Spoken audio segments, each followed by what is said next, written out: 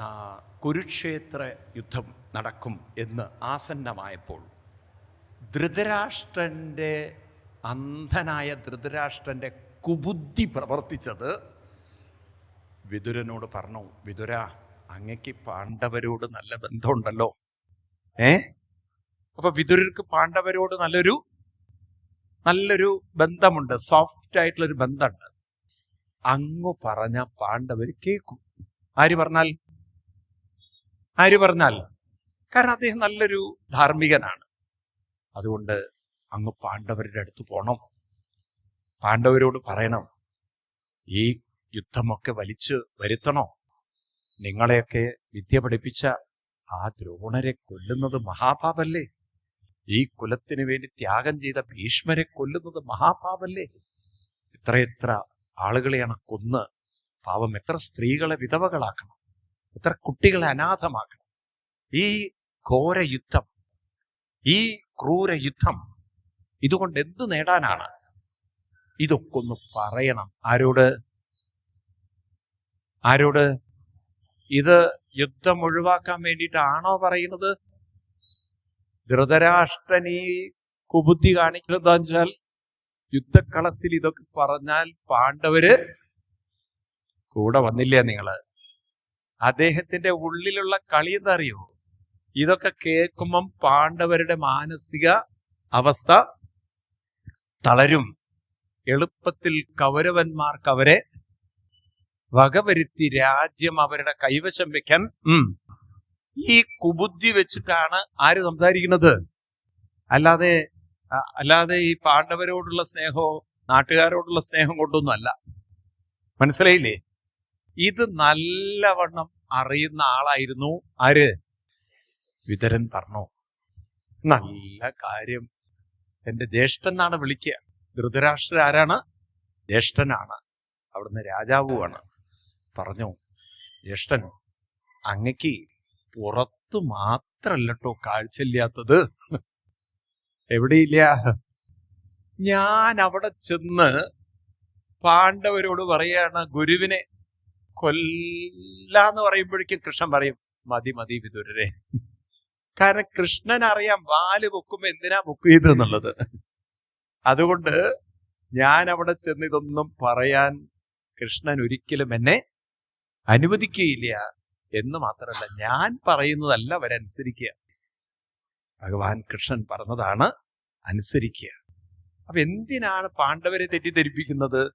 അങ്ങക്ക് ഈ യുദ്ധം വേണ്ട എന്നൊരാത്മാർത്ഥതയുണ്ടെങ്കിൽ, ഈ പാവം ജനങ്ങളൊന്നും കൊല്ലപ്പെടുന്നതെന്ന് ആഗ്രഹമുണ്ടെങ്കിൽ, സ്ത്രീ ജനങ്ങളൊന്നും വിധവകളാവരുതെന്ന് ആഗ്രഹമുണ്ടെങ്കിൽ, കുട്ടികൾ അനാഥരാവരുതെന്ന് ആഗ്രഹമുണ്ടെങ്കിൽ, ശങ്കൂറ്റത്തോടെ ദുര്യോധനനെ പട്ടിയടച്ച് പുറത്താക്കും. ഒരൊറ്റ ആളെ പുറത്താക്കിയാൽ യുദ്ധം തീർന്നു. ഇതപ്പുറത്ത് നിന്ന് കേട്ടു ദുര്യോധനൻ. പോരെ? ഇവിടെ പാണ്ഡവരെ ബ്രെയിൻ വാഷ് ചെയ്യാൻ പറഞ്ഞു കൊടുത്ത കാര്യം ചുരുക്കി പറഞ്ഞാൽ ദുര്യോധനനെ ഔട്ടാക്കുന്ന കാര്യമാണ് ഇപ്പം ചർച്ച ചെയ്യുന്നത്. ദുര്യോധന അങ്ങോട്ട് കോപിഷ്ഠനായി വന്നു. പിന്നെ പറയുന്ന വാക്കുകൾ നല്ലതല്ല. ഭാഗവതത്തിൽ തന്നെ പറയുന്ന, ഇത്തമത്യുൽഭണകർണഭാണേ ഭ്രാതുപുരാമർമിത താടിതോപി സ്വയം ധനുർധാരിനിതായമായ. തന്റെ മർമ്മത്തിൽ കുത്തുന്ന അത്ര മോശം വാക്കുകളാണ് ദുര്യോധനന്റെ വായിൽ നിന്നും വന്നത്. അച്ഛന്റെ അനുജനായി, തന്നെ ഒരു ചെറിയച്ഛനായി പോലും ദുര്യോധനൻ പരിഗണിച്ചില്ല. നമുക്ക് കാണാം രാമായണത്തിൽ ഭരതൻ കൈകേയിയോടൊക്കെ പറയുന്ന ചില വാക്കുകളുണ്ട്, ഇല്ലേ? ലക്ഷ്മണൻ കോപിഷ്ഠനായി അച്ഛനെ കുറിച്ച് പറയുന്ന വാക്കുകളുണ്ട്, ഇല്ലേ? ഉണ്ടോ ഇല്ലയോ? ആ നിയന്ത്രണം അങ്ങോട്ട് വിട്ടുപോയ സമയത്ത് കാമത്തിനടിമപ്പെട്ട സ്ത്രീജിതനായിട്ടുള്ളവൻ, നമ്മളെ നാടൻ ഭാഷയെ പറഞ്ഞ പെൺകോം തന്നെ, ആരെ വിളിക്കുന്നത്? അച്ഛനെ വിളിക്കുകയാണ്. നാണം കെട്ടവൻ, കൊല്ലാൻ ഞാൻ മടിയില്ല എന്നാ പറയുന്നത്. അങ്ങനെ ഒരു അച്ഛനെ ഞാൻ കൊല്ലാൻ പോലും മടിക്കില്ല. രാമ, നിന്റെ പട്ടാഭിഷേകം ഞാൻ നടത്തും എന്നൊക്കെ ഇല്ലേ രാമായണത്തിൽ? ഉണ്ടോ ഇല്ലയോ? ഇതുപോലെ ആ വിതുരനെ അത്ര ക്രൂരമായ വാക്കുകളെ കൊണ്ട് മുറിവേൽപ്പിച്ചു ദുര്യോധനൻ. ധൃതരാഷ്ട്രൻ ഒരക്ഷരം മിണ്ടിയില്ല. അരുതുണ്ണി, അച്ഛൻ തുല്യമാണ്, നീ അച്ഛനെ വേദനിപ്പിക്കുന്നതിന് തുല്യമാണ് എന്നൊരക്ഷരം മിണ്ടിയില്ല. ആലോചിച്ച് നോക്കൂ, വിതുരനൊട്ട് പ്രതീക്ഷിച്ചതുമില്ല. പക്ഷെ വിതുരനുണ്ടല്ലോ, അനുഷ്ഠാനത്തിന്റെ ഒരു ശക്തിയായിരുന്നു. തന്നെ മഹാമോശം വാക്കുകൾ പറഞ്ഞ് അങ്ങോട്ട് തകർക്കാൻ ശ്രമിക്കുമ്പോൾ പൊട്ടിക്കരയുന്ന വിതുരരല്ല നമ്മൾ കാണുന്നത്. ഭാഗവതത്തിൽ പറയണത്, സ്വയം ധനുർധാരിനിധായമായം ഗതവ്യതോ യാനൊരു മാനയാൻ. ഉള്ളിൽ പൊട്ടിച്ചിരിച്ചു അത്രേ. എന്താ ചിരിച്ചത്? ഹൗ, കൃഷ്ണന്റെ ഒരു അനുഗ്രഹം നോക്കണേ, എനിക്ക് എങ്ങനെങ്കിലും ഈ ദുരിതം യുദ്ധസ്ഥലത്ത് നിന്ന് പോയാ മതി എന്നാണ്. എങ്ങനെ പോകുന്നു വിചാരിച്ച് കാത്തിരിക്കുമ്പോഴാണ് ഈ നല്ലവൻ എന്നെ ഇവിടുന്ന് അങ്ങോട്ട് അടിച്ചു പറഞ്ഞിരിക്കുന്നത്. ഇവൻ ഈ സദ്ബുദ്ധി തോന്നിയല്ലോ കൃഷ്ണ, ഇനി എനിക്ക് എന്റെ വഴിയായല്ലോ. അവിടുന്ന് ഇറങ്ങുമ്പോൾ എന്താ ചിന്തിക്കണറിയോ? ഭാരതത്തിലെ പുണ്യസ്ഥലങ്ങളിലൊക്കെ ഒന്ന് യാത്ര ചെയ്യണം. ഇതൊരു വലിയ ഭാഗ്യമാണ്. എനിക്കിവിടെ ഈ കേരളത്തിലെ കുട്ടികളൊക്കെ, ഹിന്ദു കുട്ടികൾ ആത്മഹത്യ ചെയ്യുമ്പം ഒരു വിഷമം തോന്നാറ്. എത്ര പുണ്യസ്ഥലങ്ങളുണ്ട് ഇവിടെ. പക്ഷെ ചെറുപ്പത്തിലൊക്കെ ഒന്ന് പോയി കാണണ്ടേ. ഇനി ഒന്നുമില്ലെങ്കിൽ ആ ഗുരുവായൂർ 2 ദിവസം പോയി താമസിക്കുക, അല്ലെങ്കിൽ ആ മൂകാംബികയിലൊക്കെ ഒന്ന് പോവുക. ആ അന്തരീക്ഷത്തിൽ ഇരുന്നാൽ തന്നെ ഒരു ആത്മഹത്യ ചെയ്യാൻ പോലും തോന്നില്ല. നിങ്ങൾ എത്ര പേര് വൃന്ദാവനത്തിലൊക്കെ പോയിട്ടുണ്ടെന്ന് അറിയില്ല. അയോധ്യയിൽ പോയിട്ടുണ്ടെങ്കിൽ, അല്ലെങ്കിൽ ഇങ്ങനെ എത്ര കാശി, എത്ര നല്ല നല്ല സ്ഥലങ്ങളാണ്. അങ്ങനെ എടുത്തു വയ്ക്കും പൈസ, എന്നിട്ട് ചത്തും പോവും. എവിടെങ്കിലൊക്കെ ഒന്ന് പോണം ജീവിതത്തില്, കുറച്ച് ദിവസമൊക്കെ അവിടെ ഒന്ന് കറങ്ങി. അപ്പോഴാണ് ജീവിതത്തിന്റെ ഒരു രസം കാണുക. മനസ്സിലായില്ലേ? ജീവിതത്തിന്റെ ഒരു ആനന്ദം അനുഭവിക്കാൻ സാധിക്കുക. മനസ്സിലാവുണ്ടോ? വെറുതെ ഇങ്ങനെ ഈ ജീവിതത്തിലുണ്ടല്ലോ, നോക്കൂ, നമ്മൾ ഹിന്ദുക്കൾക്കുള്ളൊരു സ്വഭാവം എന്താ അറിയോ? ഹിന്ദുക്കൾക്കൊരു സ്വഭാവം, എല്ലാ സമ്പത്തും സമൃദ്ധിയൊക്കെ ഉണ്ടാവും, പക്ഷെ ഇരുന്നിങ്ങനെ വിഷമങ്ങളും വേദനകളും കുറ്റങ്ങളും കുറവും ഇല്ലായ്മകളും വെച്ച് ജീവിക്കും. അവസാനം എന്തായി? ആ പൈസയൊക്കെ അവിടെ കടന്ന് ഒരു ചത്തും പോവും ഈ പാവം. പിന്നെ മക്കൾ തമ്മിൽ അടിയാണ്. അമ്മയുടെ മാല എനിക്ക്, അമ്മയുടെ വള നിനക്ക്. അങ്ങോട്ടും ഇങ്ങോട്ടും ഈ പാണ്ഡവന്മാരും കൗരവന്മാരും തമ്മിലുള്ള യുദ്ധം പോലെ മാലയും മോതിരത്തിനും വേണ്ടി ഇവര് എന്താ ഒന്നും മിണ്ടാത്തത്? എന്നാ ഉള്ള മാലയും മോതിരം എടുത്തിട്ട് വല്ല തീർത്ഥാടനം ചെയ്തിട്ടുണ്ടെങ്കിൽ ഈ മുക്കുമണ്ഡത്തിന് വേണ്ടി എന്തായാലും അവർ കരയില്ലല്ലോ. അതൊന്നും ചെയ്യില്ലേ പാവങ്ങള്. ഉള്ള കാലത്തൊക്കെ എടുത്തു വെക്കും, എന്നിട്ട് അവർക്ക് തമ്മിൽ തല്ലാനുള്ളൊരു വഴി ഉണ്ടാക്കി വെച്ച് അവസാനം അവരിതൊക്കെ വിറ്റും തലച്ച് അവര് തലവും വിടും. മനസ്സിലായില്ലേ? നോക്കൂ, നിങ്ങൾ ഒരു കാലത്തൊക്കെ ആളുകള് വലിയ കൊട്ടാരങ്ങൾ പോലുള്ള വീടിന്ന് ഇപ്പൊ എവിടെ ഉണ്ടതൊക്കെ ഒക്കെ പൊളിഞ്ഞൊക്കെ പോയി അല്ലേ? ഇപ്പൊ നമ്മൾ ഉണ്ടാക്കി വെച്ചിരിക്കുന്ന ഈ സൗധങ്ങളൊക്കെ അവിടെ ഉണ്ടാവുമെന്നാണോ വെച്ചിരിക്കുന്നത്?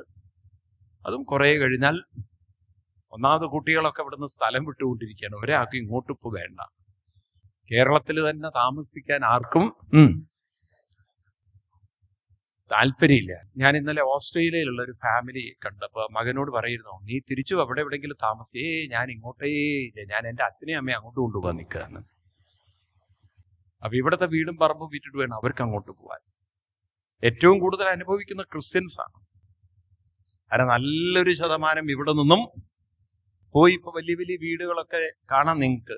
ഇവിടെ നിന്ന് അങ്ങോട്ട് പോയാൽ കാണാം നിങ്ങൾക്ക്. ആ തൊടുപുഴ, പാല ഭാഗങ്ങളിലൊക്കെ എത്ര വീടുകളാണ്. ആരും താമസിക്കാനില്ല, മോഹം കൊണ്ട് കെട്ടിയതാണ്. അവസാനം മക്കള് കെട്ടിയെടുത്തപ്പോ ഇവരും കെട്ടിക്കൊണ്ടുപോയി. മനസ്സിലായില്ലേ? ഇപ്പം ആർക്കും ഇങ്ങോട്ട് വരാൻ താല്പര്യമില്ല. പോയി, കാലം മാറിപ്പോയി. ഇവിടെ ആകുമ്പോ തെങ്ങ് കയറാൻ ആളെ നോക്കണം, അത് വല്ലവന്റെയും മണ്ടയിൽ വീണാ പിന്നെ അതിന് പോലീസ് സ്റ്റേഷനിൽ പോകണം.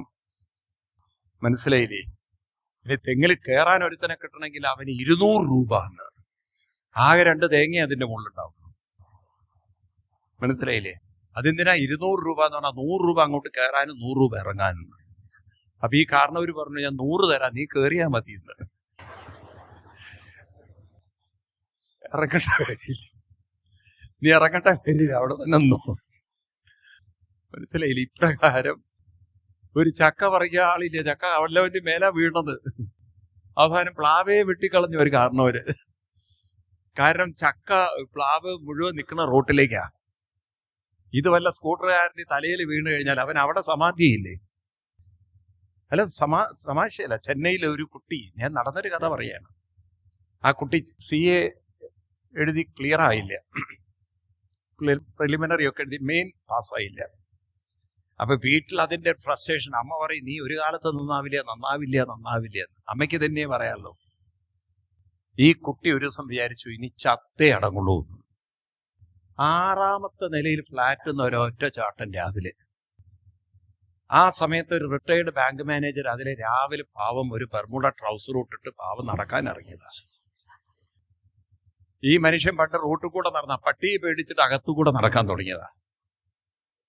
ഈ മനുഷ്യൻ അവിടെ എത്തിയ കൃത്യസമയത്താണ് ഇവള് ചാടിയത്.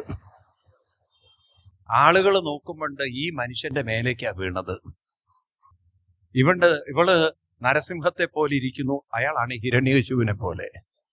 അയാൾ തീർന്നു അവിടെ. ഇവൾക്കൊന്നും പറ്റിയില്ല. ഒന്ന് ആലോചിച്ച് നോക്കൂ. അതുകൊണ്ട് ഫ്ലാറ്റിലൊക്കെ ജീവിക്കുന്നവർ സൂക്ഷിക്കണം. വല്ലവർക്കും മാനസിക സംഘർഷം വന്ന് ചാടുന്നത് ചിലപ്പോൾ നിങ്ങളുടെ മേലായിരിക്കും.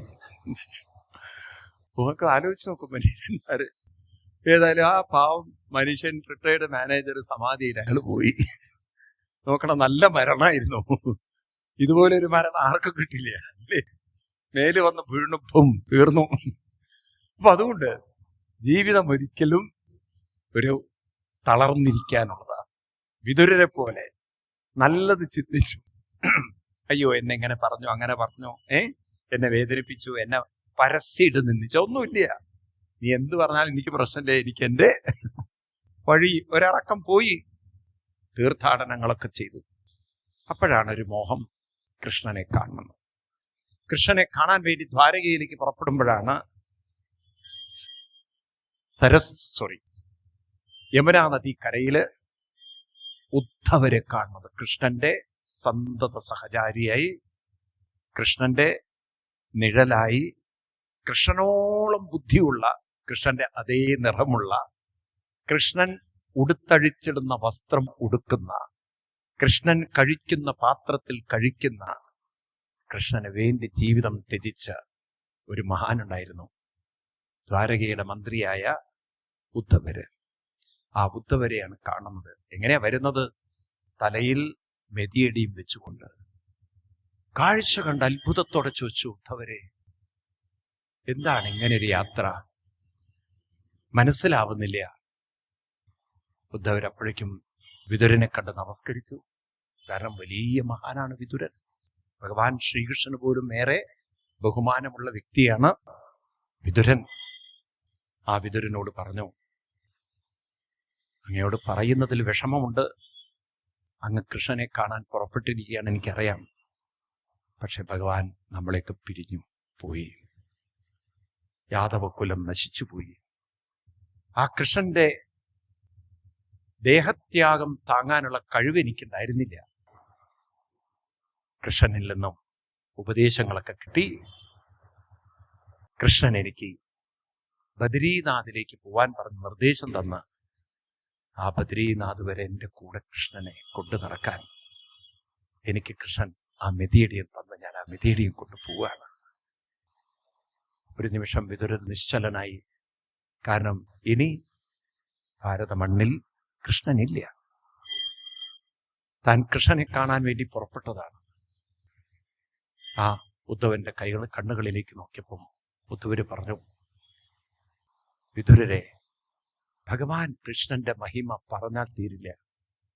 ഞാൻ ഇങ്ങോട്ട് പുറപ്പെടാൻ നിൽക്കുമ്പോഴാണ് എന്നോട് പറയുന്നത്, ഉദ്ധവ, പോകുന്ന വഴിയിൽ യമുനാ തടത്തിൽ വിതുരരെ കാണുന്ന. അപ്പൊ വിതുരരെ കാണുന്ന കാര്യം കൃഷ്ണൻ നേരത്തെ മനസ്സിലാക്കി വെച്ചിരുന്നു. ആ വിതുരരോട് പറയണം, അദ്ദേഹത്തിന് എന്നോട് ചില ചോദ്യങ്ങളൊക്കെ ഉണ്ട്. അത് കൃത്യമായി പറഞ്ഞു കൊടുക്കാൻ, അതിനുള്ള ഉത്തരം പറഞ്ഞു കൊടുക്കാൻ ഞാൻ മൈത്രേയ മഹർഷിയെ ഏർപ്പാടാക്കിയിട്ടുണ്ടെന്ന് പറയണം. മൈത്രേയ മഹർഷിയുടെ ആശ്രമത്തിലേക്ക് പോകാൻ പറയണം. ആ വിതുരരത് കേട്ടതും പൊട്ടിക്കരഞ്ഞുപോയി എന്നാണ്. വിദുരോപി തർശത്വ. കാരണം പ്രേമവിക്വല. കാരണം ഇത്രയൊക്കെ ഭഗവാൻ എന്നെ കരുതിയിട്ടുണ്ടോ? ഞാൻ അങ്ങോട്ട് പോകുന്നതും എൻ്റെ ഉള്ളിലുള്ള ചോദ്യങ്ങളും അതിനുത്തരം തരാൻ സാധിക്കുന്ന ഒരു മഹർഷിയും ഒക്കെ ഒരുക്കി വെച്ചിട്ടാണല്ലോ കൃഷ്ണൻ പോയിരിക്കുന്നത്. എത്ര ഒരു കരുണയാണ് എന്നോട് കാണിച്ചിരിക്കുന്നത്. ഞാൻ എത്ര കടപ്പെട്ടിരിക്കുന്നു ആ കൃഷ്ണനോട്. ഭാഗവതത്തിലെ മനോഹരമാണ് ചില വരികളൊക്കെ. ആ 3-ാം സ്കന്ധത്തില് 4-ാം അധ്യായത്തിൽ ആ വിതുരന്റെ ആ ഭാവമൊക്കെ നമുക്ക് കാണും. വായിക്കുമ്പോഴേ അത് ശരിക്കും ഫീൽ ചെയ്യുള്ളൂ. വിതുരോവി ഉദ്ധവൽശുത്വാം കൃഷ്ണസ്യ പരമാത്മനാം ക്രീഡയോ പാത്തദേഹസ്യാം കർമാണി ശ്ലാഘിതാനി ച ദേഹന്യാസം തതസ്സേവം ധീരാണം ധൈര്യവർദ്ധനം അന്വേഷാം ദുഷ്കരതരം പശൂനാം വിക്ലവാത്മനം ആത്മാനം ച കുരുശ്രേഷ്ഠ കൃഷ്ണേന മനസിക്ഷിതം ധ്യായൻ കഥേ ഭാഗവതേ രുരോധ പ്രേമ വിക്വലാം ആത്മാനം കുരുശ്രേഷ്ഠ കൃഷ്ണേന മനസേഷിതം. കൃഷ്ണന്റെ ആ മനസ്സിലുള്ള ആ ഈക്ഷണം, ആ കാഴ്ച, തന്നോടുള്ള കാരുണ്യം അതോർത്തുകൊണ്ട് രുരോധ പ്രേമവിക്വല. അത്രമാത്രം കൃഷ്ണനോടുള്ള സ്നേഹം കൊണ്ട് കുറേ അങ്ങോട്ട് പൊട്ടി കരഞ്ഞു എന്നാണ്. അത്രമാത്രം കൃഷ്ണൻ തന്നോട് കാരുണ്യം കാണിച്ചുവല്ലോ. അത് കഴിഞ്ഞ് പിന്നെ അവിടെ നിന്ന് ഉദ്ധവര് പോയി. വിതുരര് മൈത്രേയ മഹർഷിയെ കാണാൻ പോയി. മൈത്രേയ മഹർഷിയുമായിട്ടുള്ള സംവാദമാണ് 3-ഉം 4-ഉം സ്കന്ധങ്ങൾ. ഇനിയുള്ള 2 സ്കന്ധങ്ങൾ അതാണ്. അതിൽ മൈത്രേയ മഹർഷിയെ കാണുമ്പോൾ വിതുരൻ ചോദിക്കുന്ന ചോദ്യം 3-ാം സ്കന്ധം 5-ാം അധ്യായം 2-ാം ശ്ലോകം. ചില ശ്ലോകങ്ങൾ മാത്രം എടുത്തു പോവാം നമുക്ക്. അതൊക്കെ നമുക്ക് ആവശ്യമുള്ള ശ്ലോകങ്ങളാണ്. അവിടെ വിതുരർ ചോദിക്കുകയാണ് വളരെ സുന്ദരമായൊരു ചോദ്യം. എന്താ ചോദ്യം? 3-ാം സ്കന്ധം 5-ാം അധ്യായം 2-ാം ശ്ലോകം.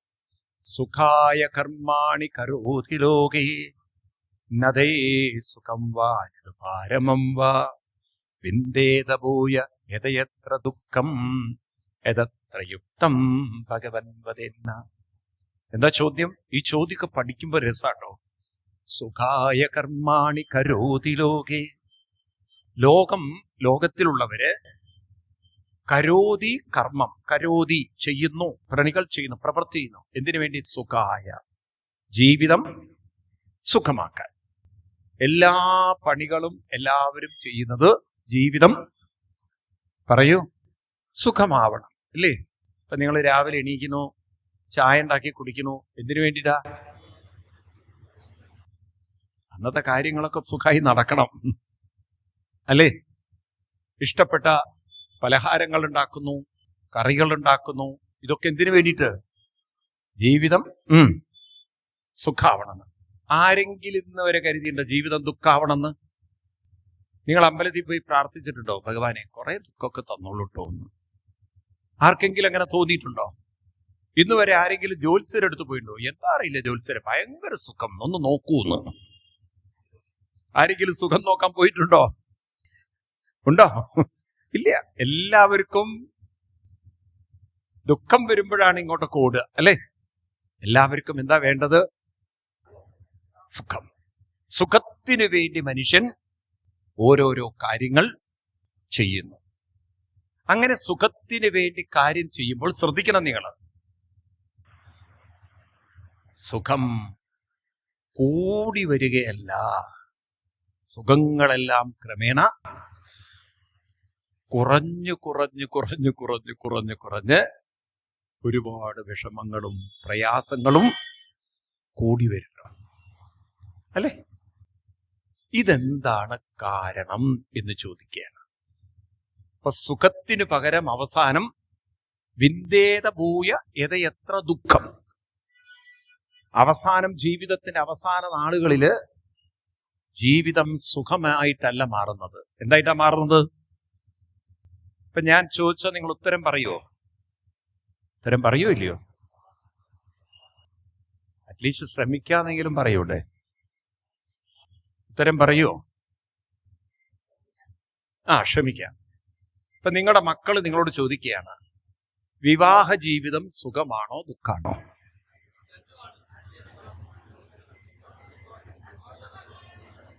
ചിലരെന്താ ചിരിക്കുന്നത്? ഇവിടെ ഇരുന്ന് നിങ്ങൾ പറയും സുഖാണ് ദുഃഖാണ്. ചിലര് പറയും ദൈവമേ ഏതൊരു സമയത്താ എനിക്കത് തോന്നിയത് എന്ന്. ഒരാളിങ്ങനെ വലിയ ഭക്തനൊക്കെയാണ്, സ്കൂട്ടർ ഓടിച്ചു പോവുകയാണ്. അപ്പൊ ഈ ഇടുക്കി ജില്ലയിലൊക്കെ ഇങ്ങനെ വലിയ മലകളല്ലേ അല്ലേ? അപ്പൊ ഇയാളെ പോകുന്ന സമയത്ത് പെട്ടെന്ന് പുറകിലൊരാള് ഒരു തപ്പൊട്ടി വിളിക്കല്.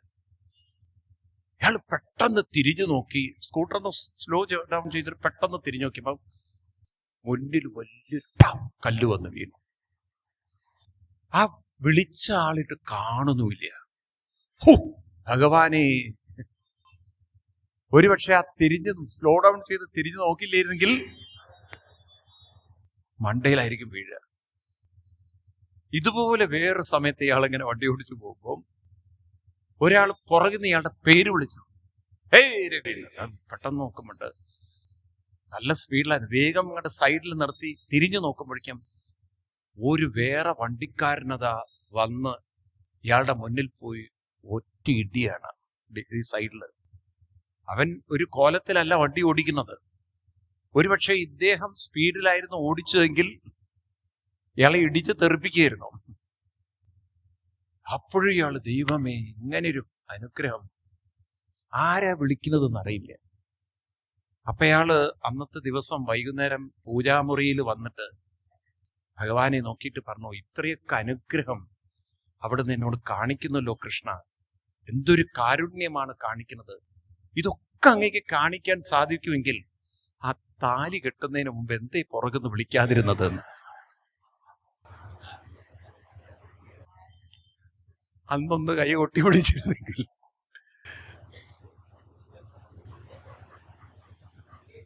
പെരുമ്പാവൂരിലല്ല കേട്ടോ ഈ കഥ.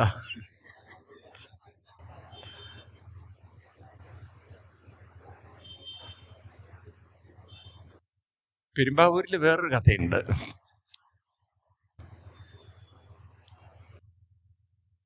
ഒരാളിങ്ങനെ കമ്പനിയിൽ ജോലി ചെയ്യണേ, അവിടെ എന്തു പ്രശ്നം വന്നാലും പുഞ്ചിരിച്ചുകൊണ്ടിരിക്കും. അപ്പൊ ഇദ്ദേഹത്തിന്റെ ബോസ് MD, ഇദ്ദേഹം സൂപ്പർവൈസറാണ്. ചോദിച്ചു, ഈ ലേബേഴ്സൊക്കെ ഇങ്ങനെ പ്രോബ്ലം ഉണ്ടാക്കണു, അവിടെ ആ പ്രശ്നം ഇവിടെ പ്രശ്നം, ഇതൊക്കെ അങ്ങയുടെ മുന്നിൽ വന്ന് പറയുമ്പം അങ്ങേ ഇതൊന്നും അങ്ങോട്ട് അലട്ടുന്നില്ലേ? അപ്പൊ അദ്ദേഹം പറഞ്ഞു, അലട്ടാത്തതല്ല കാരണം, പിന്നെ ഞാൻ എന്ത് പ്രശ്നം വന്നാലും അദ്ദേഹം പേഴ്സ് എടുക്കും. ആ സമയത്ത് തുറക്കും, പേഴ്സിൽ നോക്കി. അപ്പൊ ഇതിന്റെ ബോസ് ചോദിച്ചാൽ പേഴ്സ് ഒന്ന് കാണിക്കൂന്ന്. കാരണം അങ്ങനെ ഒരു വലിയ മഹാത്ഭുത ശക്തി തരാൻ കഴിവുള്ള ഒരു പേഴ്സ് കാണണല്ലോ. ഇതെന്തൊരു ദൈവിക ശക്തിയുള്ള പേഴ്സാണെന്നുള്ളത്. അപ്പൊ പേഴ്സൊക്കെ എടുത്ത് തുറന്നപ്പോ ഒരു പെണ്ണിന്റെ ഫോട്ടോ ആണ്. ഇദ്ദേഹം വിചാരിച്ചു ധർമ്മശാസ്താവായിരിക്കും, അല്ലെങ്കിൽ ഗുരുവായൂരപ്പനായിരിക്കും, അല്ലെങ്കിൽ എറണാകുളത്തപ്പനായിരിക്കും, അല്ലെങ്കിൽ ചോറ്റാനിക്കര അമ്മയായിരിക്കും, ആരെങ്കിലും ആയിരിക്കും എന്നൊക്കെ വിചാരിച്ചത്. അപ്പൊ ഇദ്ദേഹം ചോദിച്ചു, ആരാ ഇതെന്ന്. പറഞ്ഞു, ഇതെന്റെ ഭാര്യ, പെരുമ്പാവൂരുകാരി, എന്റെ സ്വന്തം ഭാര്യയാണ് സാർ. ഭാര്യയെ കണ്ടിട്ട് അങ്ങേക്ക് ഇത്രയും സന്തോഷം വരിക? സാധാരണ ഇതുവരെ ആർക്കും അങ്ങനെ സംഭവിച്ചില്ല. നിങ്ങളുടെ ജീവിതത്തിൽ സംഭവിച്ചിട്ടുണ്ടോ? നിങ്ങളുടെ വീട്ടിൽ ആർക്കെങ്കിലും? അപ്പൊ ഇദ്ദേഹം പറഞ്ഞു, അങ്ങനെയാണ് സാറെന്ന്. ഇദ്ദേഹം എന്താ വെച്ചാൽ ഇദ്ദേഹത്തിന്റെ MD ഇദ്ദേഹത്തിന്റെ ഭാര്യയെ വിളിച്ചു പറഞ്ഞു, നിങ്ങൾ ഭാഗ്യവതിയാണെന്ന്. കാരണം നിങ്ങളുടെ ഭർത്താവിന് എന്ത് പ്രശ്നം വന്നാലും തുറന്നു നോക്കുന്നത് നിങ്ങളുടെ മുഖമാണ്. അതോടുകൂടി അദ്ദേഹത്തിന് വലിയൊരു മനസ്സിന് ശക്തി കിട്ടുന്നു. നിങ്ങളിന്ന് നേരി കാണുകയാണ് നടന്നു.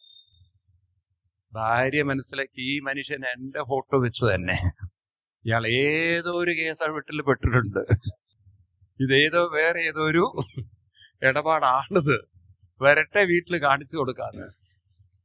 ആ ഭർത്താവ് വീട്ടിൽ വന്നതും ചാടി ആ പേഴ്സ് വലിച്ചെടുത്തു. ചോദിച്ചു, എന്തിനാടി നീ എന്റെ പേഴ്സ് എടുക്കണം? അല്ലല്ല, എനിക്ക് ചിലത് അറിയാനാണെന്ന്. എന്താ നിനക്ക് അറിയേണ്ടത്? അല്ലല്ലേ, ഞാൻ നോക്കട്ടെ എന്ന്. പേഴ്സ് സംശയം ഉണ്ടാവൂല്ലയോ? ഉണ്ടാവൂല്ലയോ? ഉണ്ടാവില്ലേ? എത്ര പേർക്ക് സംശയം ഉണ്ടാവും? വേണ്ട, കൈ പൊക്കണ്ട, മറ്റുള്ളവർ തെറ്റിദ്ധരിക്കും. അപ്പോ ഭാര്യ പേഴ്സ് എടുത്ത് തുറന്നു നോക്കിയപ്പോ തന്റെ ഫോട്ടോ ആണ്. സോറി, ഞാൻ തെറ്റിദ്ധരിച്ചു. നിങ്ങൾക്ക് ഇത്രയും ശക്തി ഞാൻ തരുന്നുണ്ടോ? എന്റെ ഫോട്ടോ നോക്കുമ്പോ നിങ്ങൾക്ക് ഇത്രയും മനസ്സിന് ശക്തി കിട്ടുന്നുണ്ടോ? പറഞ്ഞു. ആര് പറഞ്ഞു? നിങ്ങളുടെ MD വിളിച്ചിട്ട് പറഞ്ഞു, നിങ്ങൾ എന്ത് വർഷം വന്നാലും ഈ ഫോട്ടോ നോക്കിക്കൊണ്ട് ചിരിക്കുന്നു, അതോടുകൂടി നിങ്ങൾ പ്രശ്നങ്ങളൊക്കെ സോൾവ് ചെയ്യണോ? അപ്പൊ പറഞ്ഞു, നിനക്കത് പറഞ്ഞാൽ മനസ്സിലാവില്ല, ഞാൻ ഇനി പറഞ്ഞില്ലെങ്കിൽ നിനക്കത് വിഷമം വേണ്ട. ഈ ഫോട്ടോ കാണുമ്പോൾ എന്റെ മനസ്സ് പറയും, ഈ പ്രശ്നം നിനക്ക് പരിഹരിക്കാൻ പറ്റുമെങ്കിൽ ബാക്കിയുള്ള പ്രശ്നങ്ങളൊക്കെ ഒരു പ്രശ്നമാണോ എന്നുള്ളത്. അത് പെരുമ്പാവൂരുകാരിയായിരുന്നില്ല കേട്ടോ. അതെനിക്കൊരു 3-4 ദിവസം കൂടെ അവിടെ നിൽക്കേണ്ടതുള്ളതുകൊണ്ട് ഞാൻ മാറ്റി പറയാണ്. അപ്പോ ജീവിതത്തില് സുഖത്തിന് വേണ്ടി പലതും ചെയ്ത് അവസാനം സുഖം എന്തായി മാറുന്നു? ദുഃഖമായി. എന്താ കാരണം? അതിന്റെ കാരണത്തിന് ഉത്തരം പറഞ്ഞു കൊടുക്കുകയാണ് മൈത്രേയർ.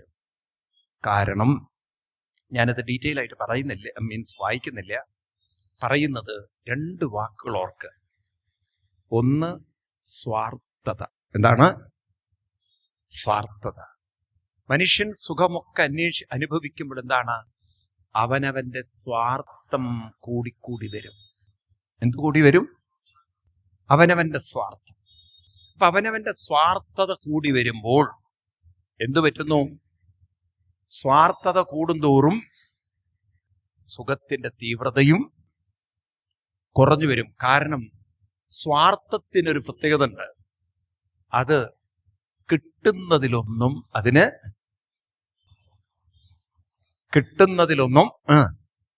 ഉറക്കെ പറയൂ, തൃപ്തി വരില്ല. എന്ന് മാത്രല്ല, അതെപ്പോഴും മറ്റുള്ളവരിലേക്ക് നോക്കിക്കൊണ്ടിരിക്കും.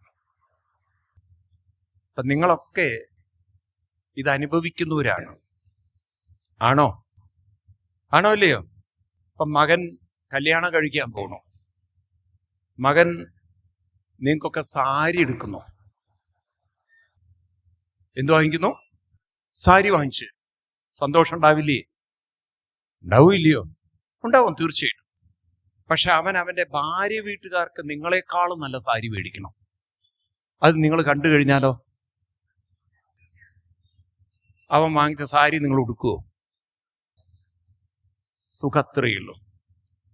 കാരണം മനുഷ്യന്റെ മനസ്സിന്റെ സ്വാർത്ഥം അതെപ്പോഴും മറ്റുള്ളവരുമായി എന്താ ഒന്നും മിണ്ടാത്ത നിങ്ങൾ താരതമ്യം ചെയ്യും, കമ്പാരിസൺ ചെയ്യും, ഒരു കമ്പയർ ചെയ്യും. അപ്പൊ എന്തു പറ്റി? അവനവന്റെ കയ്യിലുള്ളതിലൊന്നും അവനവന് തൃപ്തി ഉണ്ടാവില്ല. അപ്പൊ 3 വാക്കുകൾ പഠിക്കണം. 1 സ്വാർത്ഥത, 2 അസംതൃപ്തി, 3 മറ്റുള്ളവരിൽ ഉള്ളതിനോട് അസൂയ. ഏതൊക്കെയാണ്? സ്വാർത്ഥതയുണ്ടോ? അസംതൃപ്തി, അതൃപ്തി ഉണ്ടാവും. എന്തുണ്ടാവും? തൃപ്തി ഉണ്ടാവില്ല. 3 മറ്റുള്ളവരുടെ കയ്യിലുള്ളതിനോട് എന്തുവരും? എവിടെയാ സുഖം കണ്ടെത്താൻ പറ്റുക? പറയൂ, സുഖം ഉണ്ടാവൂല്ലയോ? എന്താ ഒന്നും മിണ്ടാത്ത നിങ്ങള്? ഈ 3 സാധനം ഉള്ളിലുണ്ടെങ്കിൽ സുഖം കണ്ടെത്താൻ പറ്റുമോ? പറയൂ. നിങ്ങൾ കല്യാണ സദ്യക്ക് ഇരിക്കണോ? കല്യാണ സദ്യക്ക് ഇരിക്കുന്ന സമയത്ത് ഓരോ വിഭവങ്ങളെ വിളമ്പുന്നു. എല്ലാം വിളമ്പി, പപ്പടം വിളമ്പിയൊക്കെ പൊടിഞ്ഞ പപ്പടം, നിങ്ങൾക്ക് അപ്പുറത്ത് നല്ല പപ്പടവും. ആ വിളമ്പിയവന്റെ മുഖത്തേക്ക് നിങ്ങൾ നോക്കില്ലേ? ആ നല്ല പപ്പടം കിട്ടിയ ആള് നിങ്ങളുടെ മുഖത്തേക്ക് ദയനീയമായി നോട്ടവും. കഴിഞ്ഞില്ലേ സദ്യയുടെ കോലം? പിന്നെ ആ സദ്യ കഴിക്കാൻ തോന്നോ? പറഞ്ഞു നിങ്ങള്. അപ്പൊ മനുഷ്യന്റെ മനസ്സിൽ സ്വാർത്ഥതയും അതൃപ്തിയും, പറയൂ, അസൂയയും ഉള്ളിടത്തോളം കാലം ഒരു സുഖവും അനുഭവിക്കാൻ മനസ്സ് നമ്മളെ പറയൂ. അതുകൊണ്ടാണ് ഇന്നത്തെ തലമുറയ്ക്ക് ഒന്നിലും ഒരു സുഖമില്ലാത്തത്. മനസ്സിലാവുണ്ടല്ലോ? കല്യാണം കഴിഞ്ഞാൽ ഭാര്യയോടല്ല താല്പര്യം, വേറൊന്നിനെ കൊണ്ട് അത് ഒട്ടിക്കൊണ്ടിരിക്കുന്നത്. ഇന്നാണെങ്കിൽ ആപ്പ് വെക്കാൻ വാട്സാപ്പും ഉണ്ട്, സംവിധാനങ്ങളുമായി, ഇല്ലേ? കാലം മാറിപ്പോയി. ഈ തരത്തിൽ ജീവിതത്തിൽ ഇതിൽ നിന്ന് പുറത്തു കടക്കണം. ഏതിൽ നിന്ന്? ഈ സ്വാർത്ഥതയിൽ നിന്നും. അതിനെന്താണ് വഴി? ഇതിനാണ് യജ്ഞജീവിതം. എന്താണ്? അപ്പൊ മനസ്സിന് ചില പരിശീലനങ്ങൾ ആവശ്യമാണ്, അല്ലെങ്കിൽ അത് സ്വാർത്ഥത വിടില്ല. അതെന്ത് ചെയ്യും? ഓരോന്നിലും അത് സ്വാർത്ഥത വെച്ച്, ഓണർഷിപ്പ് വെച്ച്, പൊസസീവ്നെസ് വെച്ച്, ഗ്രീഡ് വെച്ച് അത് ജീവിക്കും. അവസാനം എന്തായി? ഒന്നിലും ഒരു തൃപ്തിയില്ലാതെ മറ്റുള്ളവർക്ക് ഉള്ളതിലൊക്കെ വിഷമവും അസൂയയും, അവരെ കുറ്റപ്പെടുത്തിയും രാഗിയും, ഈ രീതിയിലൊക്കെ ജീവിതം തുലച്ചു കളയും. മനസ്സിലാവുണ്ട്? പ്രായമാകും തോറും ഈ രോഗം നമ്മളെ പിടികൂടും. എന്ത്? മറ്റുള്ളവരിൽ ഉള്ളതിനെ അസൂയപ്പെടുക, അവനവന് എന്നും വിഷമങ്ങളും വേദനകളും കാണുക. മനസ്സിലാവുണ്ടല്ലോ? അതുകൊണ്ടാണ് പ്രായമാകുന്നവരെ മറ്റുള്ളവർക്ക് ഇഷ്ടപ്പെടാത്തത്. കാരണം കുറ്റപ്പെടുത്തുന്ന സ്വഭാവം കൂടുതലും അവനവനെ എപ്പോഴും ഇടിച്ചു താഴ്ത്തുന്നത് കൂടുതലുമായി മാറുമ്പോൾ, അല്ലെങ്കിൽ അവനവന്റെ മഹത്വം, പെരുമ വലുതാക്കി ഇങ്ങനെ പുകഴ്ത്തി പ്രശംസ പറയുക, മറ്റുള്ളവരെ താഴ്ത്തുക, ഈ തരത്തിലൊക്കെ ഉള്ള സ്വാർത്ഥത, ഈ തരത്തിലുള്ള പെരുമാറ്റങ്ങളൊക്കെ കൊണ്ടു നടന്നാൽ ഒറ്റപ്പെടും. അതുകൊണ്ടാണ് ഈ ഓൾഡ് ഏജ് ഹോമിലൊക്കെ പോയി നോക്കൂ നിങ്ങൾ, അവിടെയൊക്കെ ആളുകൾ അങ്ങോട്ടും ഇങ്ങോട്ടൊക്കെ ഈ സ്പർദ്ധയിൽ ജീവിക്കുന്നത്. മനസ്സിലാവുണ്ടല്ലോ? അപ്പൊ പ്രായമാകും തോറും നമ്മുടെ മനസ്സിൽ നിന്ന് ഇത്തരത്തിലുള്ള വൈകൃതങ്ങളെ, ഇത്തരത്തിലുള്ള പുഴുക്കുത്തലുകളെ, ഇത്തരത്തിലുള്ള ദുർബലതകളെ എന്ത് ചെയ്യണം? മാറ്റണം. അപ്പൊ എന്തു വേണം? ഇവിടെ ആസ്വദിക്കണം ജീവിതം, വേണ്ടേ? ശരിയായൊരു സുഖം അനുഭവിക്കണം. ഏതിലാണ് സുഖം കണ്ടെത്തേണ്ടത്? യജ്ഞത്തിൽ സുഖം കണ്ടെത്തണം. യജ്ഞം എന്ന് പറഞ്ഞാൽ പഴയ കാലത്തുള്ള ഹോമങ്ങളാണോ? അല്ല. ഇവിടുത്തെ യജ്ഞം എന്ന് പറയുന്നത് എന്താണ്? ഇത് പറയാനാണ് വരാഹ അവതാരത്തെ ഭാഗവതത്തിൽ മൈത്രേയ മഹർഷി വിദുരർക്ക് പറഞ്ഞു കൊടുക്കുന്നത്. ഭാഗവതത്തിലെ ആദ്യത്തെ അവതാരം മത്സ്യം മുതൽക്കുള്ള 10 അവതാരമല്ല ഭാഗവത്തിൽ. ഭാഗവതത്തിൽ ആദ്യം വരുന്ന അവതാരം വരാഹ അവതാരമാണ്. ഈ വരാഹ അവതാരത്തെ അവതരിപ്പിക്കുകയാണ്. ഞാൻ സമയക്കുറവുള്ളതുകൊണ്ട് ഇത്തിരി ഫാസ്റ്റായിട്ട് പറയാൻ. അപ്പൊ ആദ്യം കഥ പറയുകയാണ്.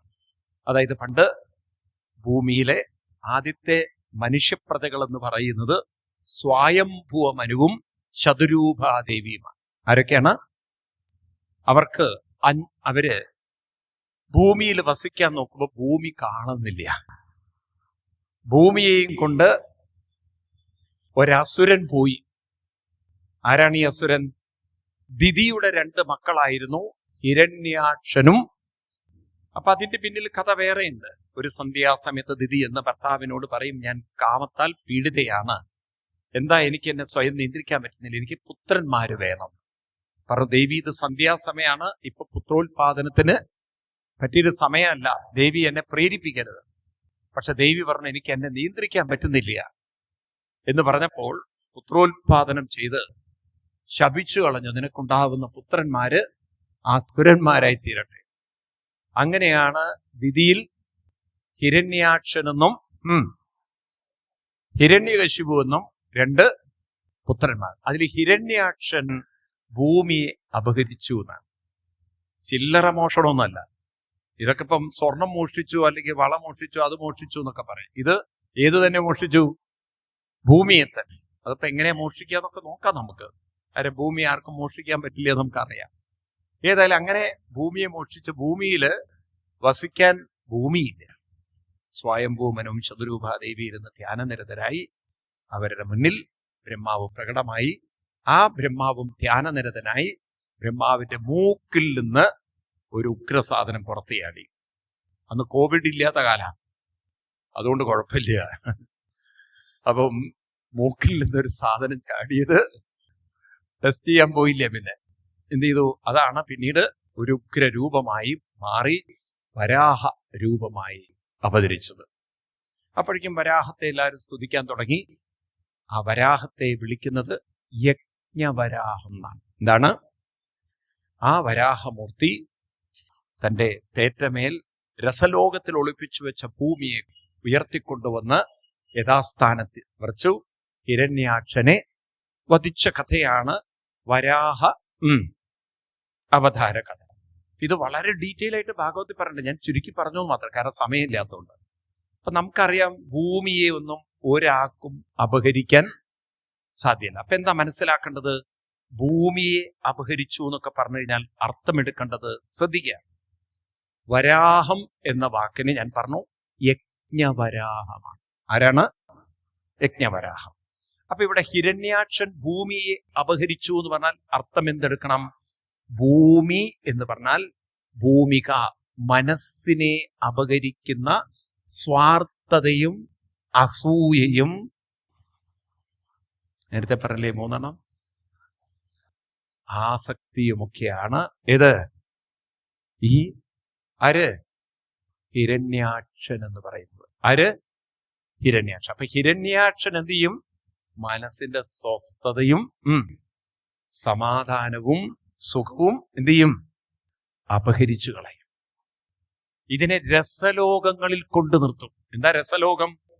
നാം അനുഭവിക്കുന്ന ഓരോരോ കൊച്ചു കൊച്ചു രസങ്ങളിൽ മനസ്സ് വെക്കും.